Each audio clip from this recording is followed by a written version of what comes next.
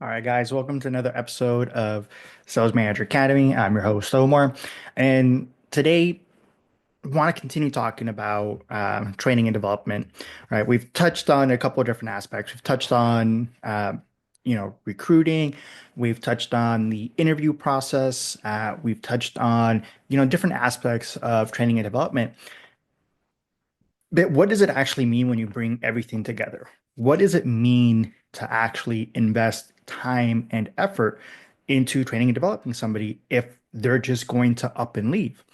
And that's, I think, one of the most misguided ways of looking at training your people.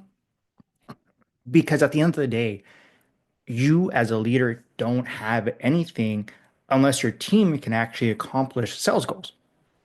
And if you're constantly having to jump in to put out fires, you're not coaching, you're not training, you're not developing anybody.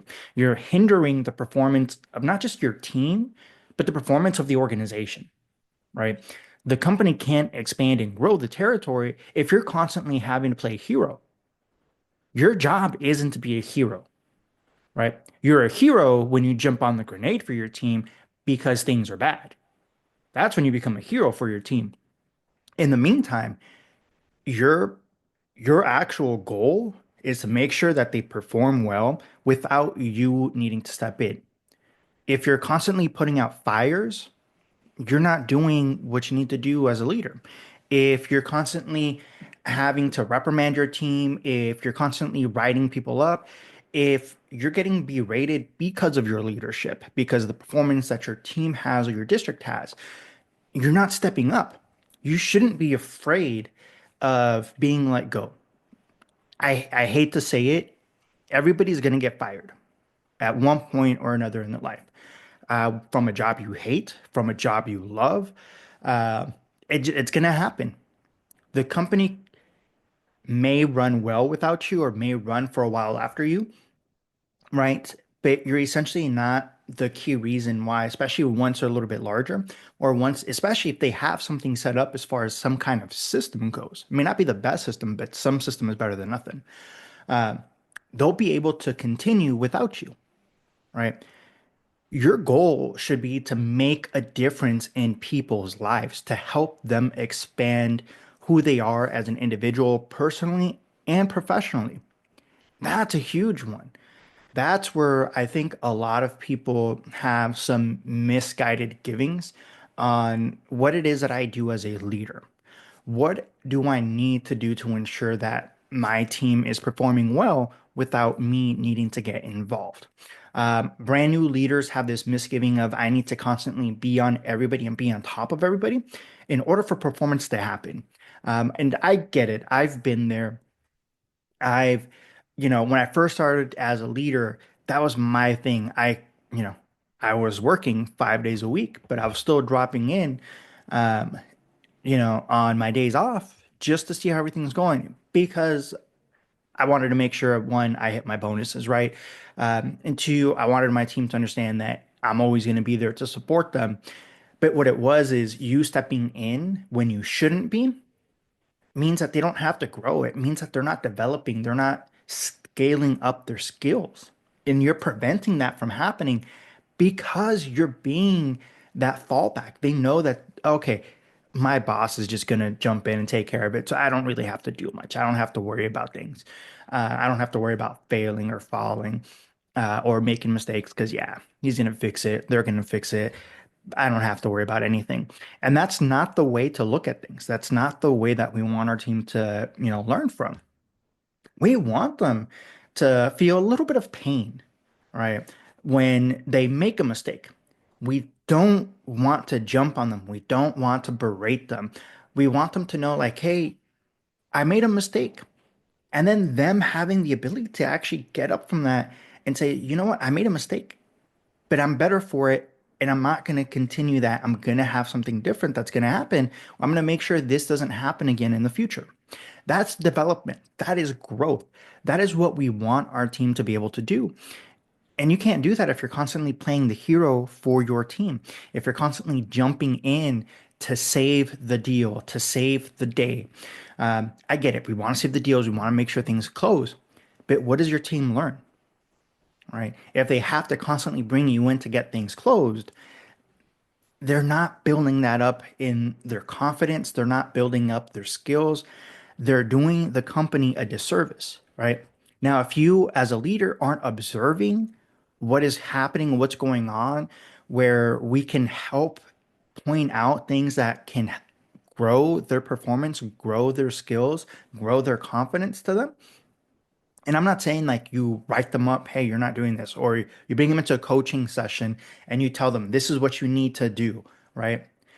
That's not how coaching works. Okay. I've had a few episodes where I talk about this. Right. You guys can go ahead and grab the coaching document. I'll leave it in the description. Uh, salesmanager.com forward slash number 15 dash what is it, minute, right? 15 minute, because it's a 15-minute coaching template. Coachings should not take very long. I've been in, hour, 2 hour coaching sessions because my leader didn't know how to run them because they're trying to figure out, all right, what do we talk about next? Or I have to hit every single point that's on this checklist. And it's like, no, no, no, that's not how this works. If my numbers are good, what the fuck are we talking about? Right? If my numbers overall are good, let's focus on what I can do to improve where I'm at and either push a little bit higher or work on improving certain KPIs that aren't hitting performance. Uh, for you guys that are thinking that, well, I'll just rely on my top performers to constantly get me out of a rut, to constantly, be able to bring it, you guys need to understand that it is easier to improve the performance of your bottom tier employees as a whole to make a larger impact for your team, for your organization, than it is to improve on the performance of your top people already because they could only move the needle so far. And I've heard this term of the 80-20, right? Where Pareto's rule, where 80% of your revenue is coming from 20% of your team. Um, I don't believe that when it comes to an actual trained sales team because I've been there, I've seen it. Uh, I've had where, a handful of guys are outperforming the rest of the team, yes, but when the rest of the team is hitting performance, and my bottom tiered employee is still above quota, I mean, Pareto rolls your ass. It's one of those where you have to understand your team. You need to know where they're coming from. And training and development is a huge aspect of that. Spending time ensuring that you're coaching, that you're training on new concepts, that you're assisting them to unlock the problem solving aspect that they have latent inside of them, that latent skill. Remember, a lot of this is you are physically helping them create new neuron connections. They're literally creating new ways of thinking, new ways of solving issues, new ways of looking at things from a different perspective. That is what you're doing as a leader. That is your main focus that you want to touch on. And you can't do that if you're constantly berating them, if you're constantly telling them what needs to happen, what needs to get done, without them being the ones to own up to the performance, without them being the ones to own up to the actions that they're going to be taking. Okay. That is the important aspect. If you guys have ever gone through any kind of personalized coaching, it doesn't matter if it's, at the gym, if it's a life coach, a business coach, uh, anything outside of your actual company that you yourself put forward and have to pay for, there's a couple of things that change.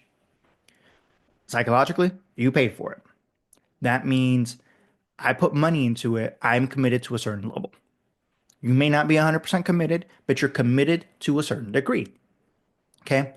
From there, if you have somebody who's worth their salt, they're going to ask you discovery questions that you are going to be spending 80% of the time talking in that conversation, letting them know what's important to you, why it's important to you, what it means for you to be able to get this and hit this and attain this, right? And then Then they coming back with what actions you would like to take, what actions you don't want to take. How do you, essentially helping you visualize what this entails, what you would need to do, right? So that they can find the path of least resistance when it comes to ensuring this happens. Okay. And since you're paying for it, you're going to want to take those actions. You're going to want to do this. This is what I am committing to do since I am forking out money for this. Okay. In an employer employee situation, because they are not forking out money, there is one less pain point for them to really get them committed. But where a lot of people fail to understand how to get that commitment aspect is the ownership, is them writing things down that they are going to commit to do and the actions they will take, them repeating those actions because they've written it down, they've visualized it because you can't write something down without visualizing it. I don't know if you guys have known that before. Try it. Pause this video, right? If you're on here live with me, take a moment, write something down that you would like to do. You cannot do it without literally visualizing it in your head. That visualization is actually a form of role playing. And a lot of people don't understand that. A lot of people think that role playing is literally actively role playing. It's kind of funny. It's a side note to this. It's a tangent. Uh, but everybody's heard of D&D. If you haven't, right, Dungeons and Dragons. It's the big tabletop RPG. Personally, I have not played it. I'm not going to lie on that. I have been wanting to. I am scared because I've heard that it is a big commitment because it's not like, okay, we play for a couple hours and we're done. It's like, no, these missions, these scenarios, essentially, may take weeks or months. Okay. So it's a very big commitment. But there's been research into why there are a lot of people that play Dungeons and Dragons are committed and actively participate in these sessions and what they take away from the sessions, right? They're essentially role playing and they're visualizing everything that's going on in every single scenario. They're visualizing exactly what's happening. And that is the crazy thing. And because they're visualizing it, they are buying into this even more. They're psychologically tying themselves and anchoring themselves to this world, to this game of Dungeons and Dragons. When it comes to performance, we're talking about doing the same thing, and you have to almost gamify it. And that's the hard part for a lot of us is we don't understand how to make that a thing, to gamify coaching, to make it fun and exciting because it doesn't seem fun and exciting. It seems it's laborious, it's work, it's reprimanding, right? It's write-ups, it's pips, performance improvement plans. If you guys have never heard of a PIP before, some companies use it, some don't, right? Some just call them a write-up, but they are. And that's the whole concept of it is you have to role play in a world where you may find it more difficult to bring people on board that you think or you believe don't want to work. The thing is that they do want to work. They want to do work worth doing. And when you don't make things fun and exciting, then it's not something I want to participate in. Why are some of the most like profound employees that are 100% bought into the organization, 100% bought into the company? Why are they like, even when it's one of the most boring industries? They're like that because they've had a leader who's made things fun and enjoyable, who's made the aspect of personal development and growth not dull. They've spent time actually writing out these scenarios, helping them become the hero of their story. And that's exactly what we're talking about. You being a guide, a mentor, you are going to be the hero of your story to your boss, to the organization. To your team, you're the guide, you're the wizard, right? You're Gandalf the Grey. Uh, you're helping them attain something that they never thought they'd be able to do for themselves. And that's what you're doing. And you have to have the right tools, you have to have the right training, right, to be able to help your people there. You yourself don't have to be 100% proficient in, training and development to help train and develop somebody on your own. You do have to start though. And having simple things, having the coaching template, having the right interview questions, having the a method of setting the interview and asking the questions and being able to score the questions to understand if this person's going to be a good fit or not. I've done things in the past, like do personality quizzes for my team so that they understood, like, okay, what kind of personality do you have right now and everybody else on the team? And you'd be surprised because one, they're funny, right? And then two, just like everybody else wants to know what kind of sign I am, right? Sagittarius, Cancer, whatever. I'm a Taurus, by the way. um, as much as people want to know about that stuff, and they say they don't, they really do, because it's a little bit fun. You can kind of see your personality in all of them, and you can kind of see, okay, this is kind of what it means. And the thing is that you're not that personality all the time. In college, I remember in one of my marketing courses that I took, our professor had us take a personality quiz because she wanted to see exactly what kind of uh, personality traits we had, right? And she had pegged me as being more of like the laid back, friendly type of personality. And when she got my quiz back and she scored it, and she's like, "Oh, you're an A personality, like very aggressive, overachiever."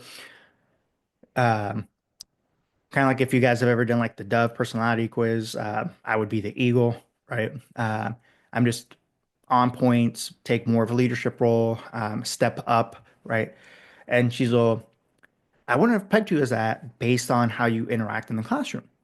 And I was like, well, yeah, in this situation, I am a follower because I am here to listen to what you have to say. You're leading the discussion. You're the leader. I am a participant. I am not going to overstep my bounds because I trust in your leadership. I value what you're teaching us and what we're learning. And that kind of like, it took her aback because she was used to she was one used to doing a lot of the MBA classes. So this was an undergraduate course. So she was used to like a different kind of person, different kind of personality when it came to this, where, they're being very aggro on the discussion and trying to take over instead of working together as a team to want to complete things, right? Because you can't have a bunch of people try to be the leader at the exact same time. Shit doesn't work that way. Okay. You have to know when to step up and when to take a seat back to be able to assist. And you have to also know when to shut up and put action in to get results back. And as a leader, sometimes you do have to shut up, listen to your team. And if things aren't going right, things aren't happening, you still need to step up and display the actions you're talking about, right? Essentially, you're showcasing, all right, this is what I expect. This is one of the reasons why I've always talked about, like, when I've trained my team on something new, or a new venture that I'm pushing my team towards. Like when I taught my team how to get after business accounts, that was not something the company was pushing on trying to get more business accounts through the stores. They weren't doing it the way I was doing it. They weren't getting the number of business accounts that I was teaching my team how to get after and how to be consistent with. I taught them that on my own based on my previous experience. And I didn't just tell them what to do and throw them to the wolves and figure it out on your own. I showcased. I picked up the phone, made the first few calls, gave them one. And then the next round, a few calls, a couple of calls themselves. And then third time, fourth time, I would just sit back and watch them do it and just give them, a critique. It wasn't anything bad. It was just great, letting them know you're on pace, you're on par. and just ask them. I wouldn't tell them where until they asked me they needed to improve, right? I would ask them, based on, what you're doing, this is what I liked. What else do you think you could have done? Or is there anything else you think you could have done that comes to mind that you could have done a little bit different? And they would be the ones because they have to play it back and they have to visualize what the conversation was like, what they did, and the ones are the ones deciding, all right, this is the actions I took. It wasn't so bad. Maybe next time I'm going to do this. Boom. Next time, that's what they would do. They would pick up and they would grow on that faster where I didn't have to constantly be the ones going into a location and be like, why aren't you guys making phone calls? Because they were actively doing it on their own because they felt good about their performance, because they knew that they were on the right pace, on the right path. And I mean, the results that they were getting back, it wasn't like, overnight they're 100% just doing business accounts and no, consumer accounts. No, but the amount of business accounts they started having coming back and reaching out to them was enough to, take care of almost 25% of the quota for the month without them having to be, chasing after it. Um, and that is a beautiful thing, right? They're taking it up on themselves, but I walked the talk. I showcased what I was expecting them to do. And it's the same thing when you go into a location, and cleanliness has always been a thing for me, right? Because I personally do not like going to a location that's filthy and dirty, because if that is what the appearance is like on the outside, where they're not paying attention to the details, I know for a fact there's a lot of shit going on in the back that they're not paying attention to that I'm gonna end up being fucked over on. So I'm always big on cleanliness when I'm doing business with a company organization. And I always told my team that, you know, the place should be, I'm not saying it needs to be spotless, but it needs to look like we at least fucking care about our appearance, right? Because psychologically, that tells people if they care about the appearance on, the outside, then they're going to care about the minor details. They're going to, take care of things. They're going to not screw me over. They're going to take care of me as much as they can, right? So I've always been a big on cleanliness, but I've also very big on when we do and when we don't do certain things on a schedule, right? So, for instance, cleanliness happens opening and closing during slow times. We don't do it during the busiest time of the day. I don't want my people picking up stuff to, wipe things down when we should be focused on selling because that affects the way we think. And this is something that you have to coach and train your leaders on at your locations because they themselves don't think about this. When you stop thinking in a certain way, when you stop doing work, or when you're interrupted, when you're in the middle of a flow, it takes you time to get back into that train of thought, into that process where things are going smooth. Uh, and that's the tough part. That is the hard part for a lot of people to understand that it's going to take some time for you to mentally get back into that train of thought where, okay, this is what I can get back into. This is what we were doing. Um, it takes you time to get back into that. So that was always a big thing for me. And it's something you can coach on. You can coach on just about everything that happens in a location or anything having to do with performance because you'd be surprised on what affects performance and what doesn't. Okay. So oftentimes we focus on the things that don't matter or don't bring in a lot of change or affect the performance compared to the things that do. A lot of people think, once again, that doing like an 8 hour data dump training is super impactful. It's not. It's the biggest waste of time. You wonder why? Energy drink, by the way. I actually don't like drinking them out of the can. um, but the reason why is it's so much that's thrown at you at once without you being able to actually practice it over time to retain it. So you don't end up keeping a lot of that information. You retain 10, maybe 20%, depending on how good your notes are. But it made you feel good. So when you look back at it, you don't think of it as a waste of time because you're like, oh yeah, I felt so good after that.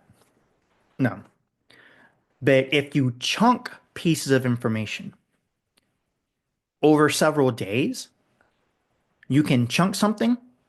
So you learned a small piece, and between day one and day two of learning, you actively practice that. You'll retain the information better. So when it comes to the day two training, now that you had a little bit of chunking and you've actually incorporated and done it in real time, real world, you do it again, and now you go into day two and you're learning something new that's building off of that. You can understand how they connect together and how they relate. So when you have day two information and those action items, and you go and you practice what you learned from day two, you're building on day one material and day one practice. So it sticks and retains with you a lot better. You're able to keep that information and it ingrains itself.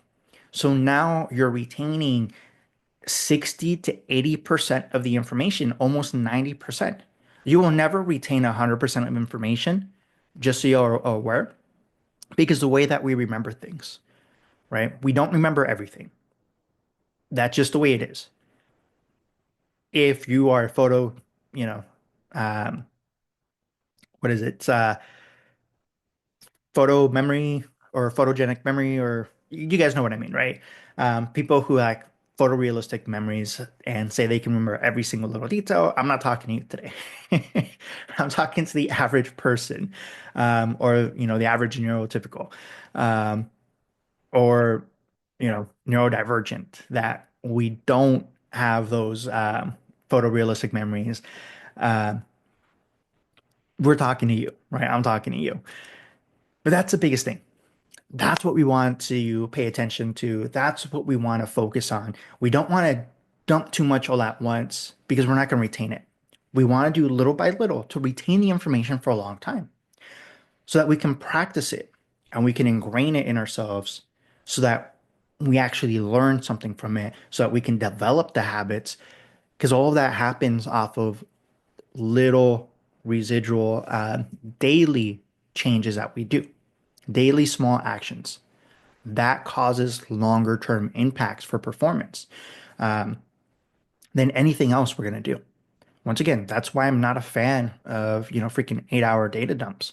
If it's we're going out to, keynote speakers just to do like feel good stuff. Hey, I've done those before.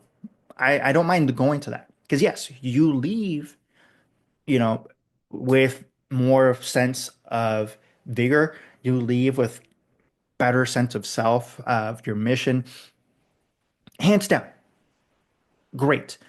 And then you have at least a starting point on where you can go next, on what kind of material you want to focus on and you want to pick up on and go from there. Hands down, do that all day. But if you think a one-time 8-hour training course is going to change your performance overnight, that's not going to happen. That's not going to happen. As I said, you're going to remember maybe about 10%, up to 20% of the material, depending on how good your notes are. And then, the training and development. Is this how I'm supposed to actually do it? What if this happens and people revert back to their previous performance? That's what happens. Um, that's why I'm not a fan of those 8-hour trainings. I'm a fan of chunking pieces of information into bite-sized portions that we can do over time to retain. So yesterday we talked about the like the interview process. Um, by the way, I do have the tracking guide or tracking system that I mentioned available. So look at my LinkedIn. I'll also drop a link to it in the description, so keep an eye out for that. But that's the thing. It's there. You have something, and you can use that to start training and kind of start a process. And you work on it little by little. That sheet for tracking where an applicant is through the process is super simple and almost self-explanatory, right? Where you don't have to really think much into it. Where you do have to think and practice is on the interview questions. That's why I've also included it with the STAR method interview guide and the bonus 25 questions that you can ask. Don't ask all freaking 25 questions in an interview. You don't have time for that. Um, you're realistically going to have time for, about 8 questions if the interview is good, up to 10, right? If you need a little bit more, but about 8 questions is going to fill up your hour. Because remember, about 10 minutes or so of that is you introducing yourself and the organization and getting to hear about them, right? Who they are. Um, and then you jump into the interview section from there, right? So about 8 questions is realistic about for a good interview that you're going to go through. So you want to go through and you want to pick out the questions that are more relevant to you based off of what you need and spend time practicing how you ask those questions. Can you have the interview guide in front of you so that you can read the question when you're first doing it? Yeah. Why wouldn't you? Use your tools. Uh, Use them to your advantage, to your at your disposal. But over time, it should be pretty easy. You should have it just to, have something so people aren't like, okay, are these whatever, right? In case you need to write notes, whatever the case is. You have that with you, but you already know what questions you're going to ask. So you can just copy and paste those into a document, have that printed out so that you can jot down whatever notes you need to jot down or want to jot down. But the flow of the interview itself is a lot smoother, right? And at first, you may not know when to cut an interview short, but as you get more proficient with the STAR method, with the questions you're asking, with the type of responses you're looking back for, or looking at, or looking for, that's where you're going to notice that, hey, I'm starting to see that, bad interviews. I'm kind of at this point, at this question already. So you'll know to cut your interview short. My bad interviews, I wouldn't let go more than, 30 minutes. And that's because I would give them an opportunity to dig themselves out of the hole. Not everybody's a good interviewer, right? Once again, if I've brought you in for an in-person interview, I want to hire you already based off your resume. You did good on the phone interview. One, it's more of a formality. And two, I just want to ensure that, you're a fit for us. Um, because some people are really good at BSing, right? The in-person interview, the STAR method is going to help you have a system, a process for interviewing and for hiring. Okay.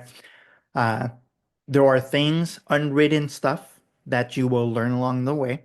And we can do a course on this too if you guys want, on what to look for psychologically when you're interviewing somebody, as far as like their behavior, their mannerisms, because that's another aspect that we're not touching on the interview guide. Because if you haven't developed an interview method, an interview process, we can't jump into the heavy, deep stuff yet. We have to take care of the foundation of where you're at in the process. And once you've set up the foundation for that, then we can jump in and focus on the stuff that will make a bigger difference. This will impact your team makeup, period. If you never learn any of the psychological stuff, it will definitely impact your team for the better. Once you start learning like a lot of more of the psychological triggers, what to look for in an actual interview, that's going to impact more your makeup when you go to another level, right? Because when you're interviewing district managers, when you're interviewing regional directors, when you're interviewing potential directors of whatever department or VP candidates, they're already going to be good at the interview. So they're going to already, for the most part, have their questions on point, right? Their interview questions that they know how to set up for themselves to put themselves in a good light. But you have to look at other aspects of what they're not saying verbally. to ensure you're actually getting the real story. And that's where a lot of people won't necessarily pick up on things. Because remember, some people are really, really good at interviewing and their performance sucks. And a lot of times, what you'll realize is that those individuals would not have passed the STAR method because you're hiring them based on how they talk, how they hold themselves, and your gut feeling. They're banking on you hiring them because you just have a gut feeling that they're going to be a great performer.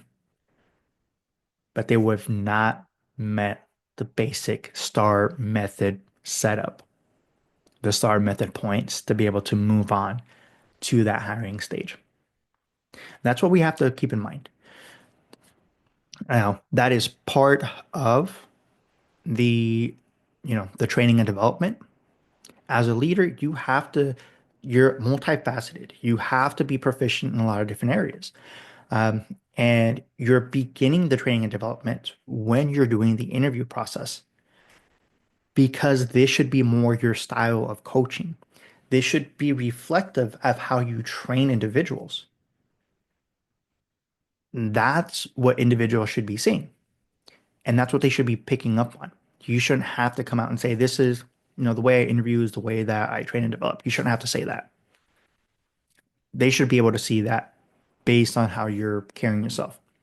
And your team are going to go a very long way as far as wanting to stay because even though you're not going to get to agree with your team and see eye to eye with your team 100% of the time, that's not a bad thing. That's a good thing. You should never be full or around a bunch of yes people because they will always lead you down the wrong path because you don't know when you're fucking up. You don't know when you're messing up. You don't know when things need to change, right? And that's the hard part for some people. They don't want to hear as a leader, you don't want to hear that your store managers or your field team think you're not, doing good as a leader. No, I want to hear that. I want their feedback because as a leader, if I'm not leading well, my team knows that, right? I'm not going to say that they're going to always see, the forest from the tree because they might be stuck tunnel visioned on this one thing. And we're looking at it from a macro level. We're looking at it from a larger lens, making sure that, we're playing checkers, not chess. We're playing chess, not checkers.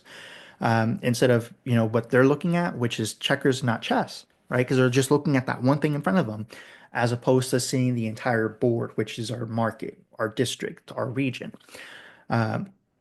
So may not always understand, a lot of the moves we make. And it might take them a little bit of time to understand that. And that's what I'm saying. Don't be afraid that there might be a little bit of conflict. All great friendships, all great relationships have conflict. There's nothing wrong with that. Conflict is just another form of communication. How you handle the conflict, how you react to the conflict, that's the more important aspect of it. Are you open to the communication? Are you open to say that, you know what, you guys are right. I messed up on this. This is on me. Are you throwing your team under the bus saying it was their fault? Any good leader worth their salt knows when the team is being thrown under the bus, right? It is not your team's fault that their performance sucks. It is you as the leader. If anybody on your team has performance that's not the best, you as the leader of the ship, you as the captain of the ship, are responsible for that performance. So, what are you going to do to help that individual get better at performing?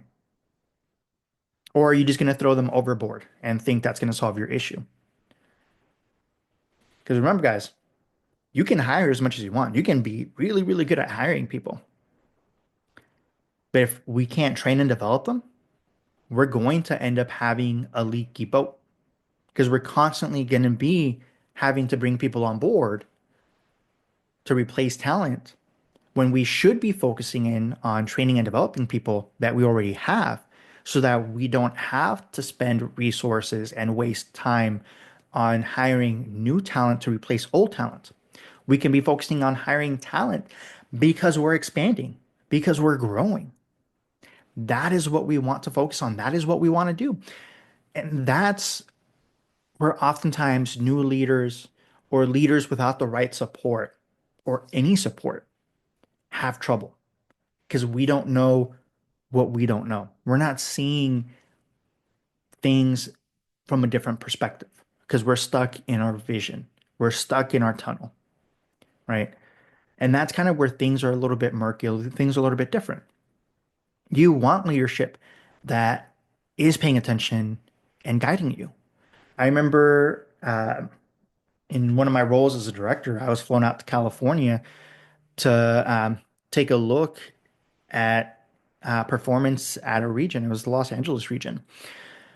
And I knew the area very well because I had started in the California market. I was originally an employee of one of the first four stores that they had in the whole state of California, right? So I pretty much knew everybody, all the leaders in the area.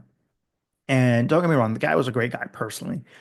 Um, but I just knew there was something wrong when I walked into his first store and he was late. And I was like, the fuck is going on? And, I was just chopping up with the team, just having, conversation, not asking anything specific about the guy. Uh, and when they were surprised he was going to be showing up, I was like, oh, that's not a good sign at all. That is not a fucking good sign. Um, so yeah, and that was like that for a few of the locations. And, the gist is the company sent me out there to try to fix his hiring, his team, right? Because performance. Uh, but their biggest question, their underlying question was, is this guy even active in the territory? He's telling us he is. We think his leaders in the market are, protecting him and telling us that he is, even though they're complaining to their other peers because they don't want to look like a rat. They don't want to look like a snitch, right? And I get where that comes from. Because, like I said, the guy personally, great guy, but it was too much of a telltale. Uh, and when I got back, the report was that is like, the teams are solid actually. The issue is they don't have the support from the regional, not there. And it was tough for me to do, right? Because like I said, the guy was great personally, known him for a while. Um, but it was kind of like one of those like known secrets for everybody in the at the executive level, and it was just not the best for his team because his field leaders didn't have the support that they needed to get things done at the home office to push things through because there's nobody there to do that, and they were left floundering because of that, and the company was coming down on them because they were getting thrown under the bus, right? And then the field teams didn't have the support they needed because their DMs couldn't push through the support because there's a roadblock, right? Because everything kept getting stopped at that level. Um, and it's one of those that was very tough, very hard reports for me to have to do and to really have to share. And it's stuff like that that's going to have to happen, right? And you don't want to be that individual that is doing that to your team. Because imagine the growth that you could have if you're supporting your team and you're getting the stuff that needs to get done for them, taken care of. Now they don't have to worry about, well, are the freaking lights actually going to be working? Is the AC actually going to be fixed this time? They're not worried about any of that stuff. They feel comfortable because they know, hey, my regional's getting things done, my district is getting things done. And I can just focus on performance. They're spending time proactively ensuring I'm doing well. Cool. They're taking care of what needs to get taken care of. Um, that's the amazing thing. And it's one of those where, man, I wish, right, that there weren't individuals that took positions of leadership, that took manager roles because of those instances, right? And I wish that all leaders would spend time developing themselves professionally so that they can help the rest of their team. And if we're not focusing on that, we're not training and developing on that, what are we doing as individuals? We're holding our teams back. We're holding their performance back. We're holding their development back. We're holding them back as people. And that's not what we do as leaders. That's not what we want to be known for. That's not what I want to be known for. If you're watching this, if you've been following me, I know that's not what you want to be known for. You want to be known for being that impactful leader, that impactful individual that makes a change for not just yourself and for others or for an organization, but is that positive light, that beacon of hope, right, for people around you. So that's where I'll leave it at today. If you guys have any questions, thanks again for stepping into uh, our live talks, our podcast. Uh, be sure to hit like that follow button, right? And that way you guys can keep up with these and take a look, right? Any material that you guys have, any questions, reach out to me directly, whether it's a DM, whether it's an email, right? Find me on LinkedIn. I'm on most of the socials. Uh, be happy to help out, answer those questions for y'all. But I want to say thanks for tuning in. I'll catch you on the next one.